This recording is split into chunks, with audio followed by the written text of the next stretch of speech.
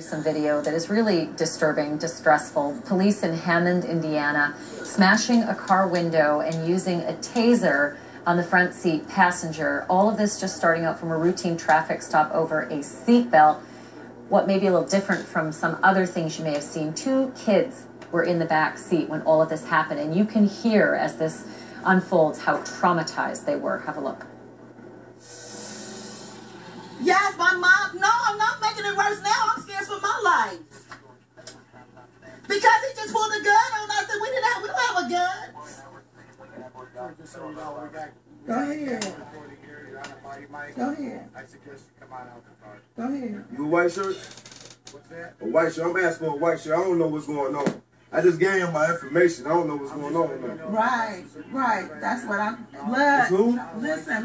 That's what I'm trying to tell you. Okay? I don't know what's going on. I never got out of the vehicle from being in the passenger side. You know what I'm saying? I never got... I gave it to him. Okay? Now, he asked the man... Y'all got white shirts here? That's sitting beside me. He asked me his ID. He said he didn't have any ID. Well, I just gave him my information. So they asked him, you know, and I said, I just gave both of them my information. Y'all got my information, right? For my license. I mean, if you're gonna give me a ticket for no seatbelt.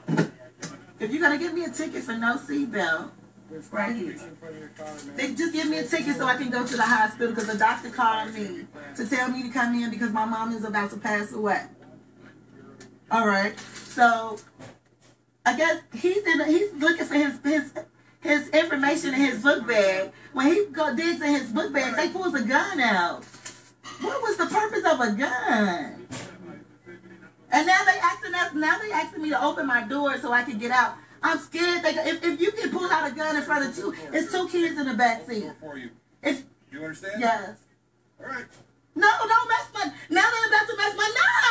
I'm not the operator. Now they're about to mess my window. If you do that, all right. I'm not the operation in this deal. Are you gonna open the door? When do you say somebody's not gonna hurt you? People are getting shot by the police. Oh. Damn.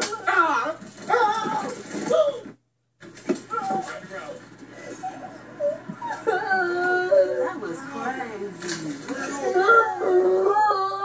horrible. This is a horrible situation. This is wait. This are you recording this? Yes. This is terrible.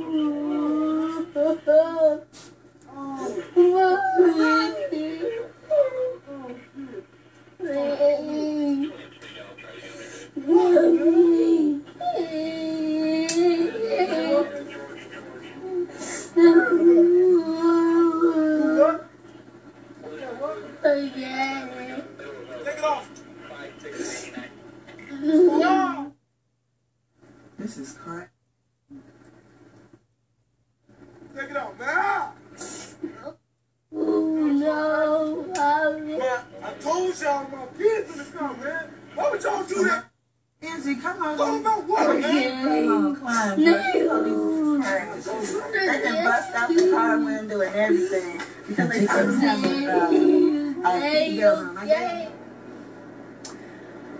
That is just so disturbing on so many levels. I want to bring in CNN's national correspondent Susan Candiotti. Paul Callan and Sunny Hostin are still here as well. Fill out a little more of the backstory on this, if you would. This happened September 24th, Hammond, Indiana. It's outside Chicago, Illinois. In the car, a mother, her 2 children in the back seat, 7-year-old daughter, 14-year-old son. He is the one. 7-year-old girl. A little 7-year-old girl. That's right. 14-year-old son. He's the one filming this from the back seat. There was an adult passenger male. That's the man that you can see sitting in the passenger side. They're stopped, as you heard, for not wearing seat belts. The issue arises when they're asking him to get out of the car, and he won't do it, the police say. They wanted some identification. He didn't have an ID with him, and they're sorting around he's looking for some other ID. This goes on, police say, for at least 13 minutes. Ultimately, you see a police officer come up, backups are called. In the meantime, the driver, the mother, is on the phone with 911. That's who you hear her talking to say, what's going on? When he refuses to get out, you finally see another officer approach with that axe, crashing the window, smashing that window, That's when you hear the children react as they do, and they tase him and finally get him out of the car. These people have now filed a lawsuit against the police department saying, alleging excessive force, using the taser. They were assaulted by the police officers. Police officers say, you know, we saw him moving for something, and there could have been danger involved, so we had to get in there. They made a statement, just quickly, because I want to get our lawyers' takes on it. The statement from the police department.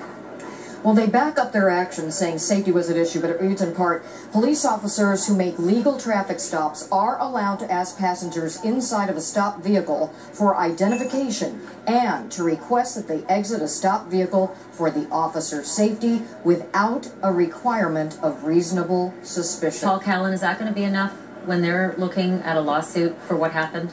Well, this thing functions on two levels, reasonable human being and legal, okay? The cops screwed up here. I mean, come on. I mean, there are kids in the back seat. A 7-year-old. They should have handled it differently. But the law, I think, will back them. And you have to understand that... Will back them? Yes, because you have an obligation to produce identification. If they tell you to get out of the car, get out of the car. the law will back the family, or the law will back the officers? No, the law will back the cops. They have the right to ask you to get out of the vehicle, show identification. And you know why? Cops get killed every day. About 50 a year get killed in incidents like this. I have also been told as a single female driving on a road that if I see someone trying to pull me over, I have the right to continue to a populated area.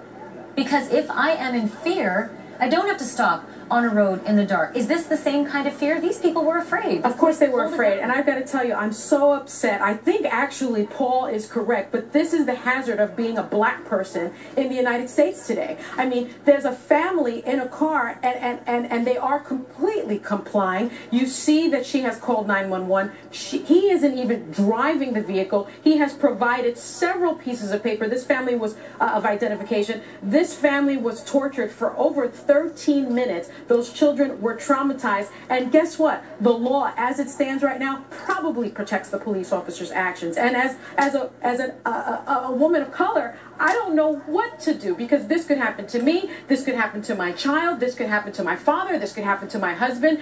What do we do about the inherent racism that we're seeing over and over and over again in these United States during these traffic stops? Give me a break. There's no evidence that this is a race. Give me a break, Paul. If there was a white family, this would have happened. No, this would not have happened. You have no idea. I do have an idea. I think because I live in the United States as the person that I am. It shouldn't have happened, but to turn everything into a racial issue, it's not everything, but this is correct. This is. And legally, the cops can ask you for ID, ask you to get out of the car. If you were with your family in that car, this would not have happened. Hey, listen, period. The advice I give to my kids, don't get into an argument with a cop. They weren't arguing. Because you're never going to win. And yeah, I think you're both right. You both have a lot of merit in what you said. Susan, thank you for the reporting. I don't think that's the end of it. I think this is going to go on, and I think this could be one of those things where you see people taking to the streets out of the kinds of frustration that Sonny has elicited.